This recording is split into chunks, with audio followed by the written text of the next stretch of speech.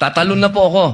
Dito na po ako sa aking kaibigan. Maraming salamat po, kaibigan. Opo. Sa akin pong kaibigan, kay Attorney Matibag, mahal na saksi. Mabilis lang po ito. Ako po ay napunta sa PDP Laban dahil po sa inyo. Tama po. Opo. Kayo po ang kumimbinsi sa akin. Tama po. Campaign manager nyo pa po. Opo. At masasabi po natin na isa kayo sa nagpa-number 1 po sa akin. Tama po. Sa lugar po namin, number 1 po kayo. Opo. Attorney Matibag, sumama po ako sa inyo dahil alam ko na isa po kayo sa arkitekto ng pagkapanalo ni President Rodrigo Roa Duterte. Tama po ba?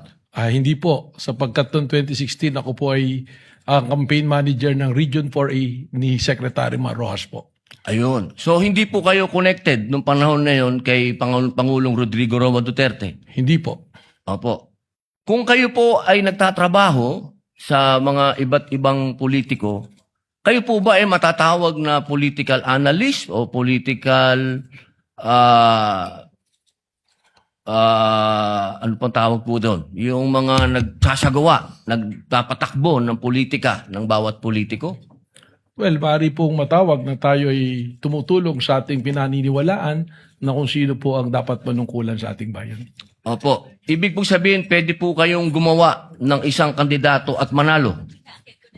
Makatulong lang po. Sapagkat ang paniwala ko po, hindi naman po isang tao, lalo na ako, ang magpapanalo ng isang kandidato. Opo.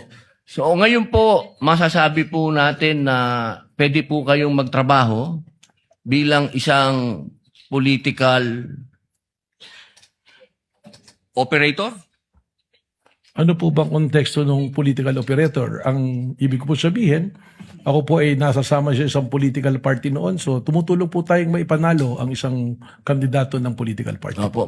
Maipanalo lang po? O ano po ba ang trabaho ng political operator sa Pilipinas? Pwedeng gumawa? Pwede din sumira? Well, ang political operator to be successful, kailangan po yung kanyang sasamahan ay magtagumpay ang kanya pong laban at advokasya. Okay. Yun lang po. Maraming salamat po, kaibigan.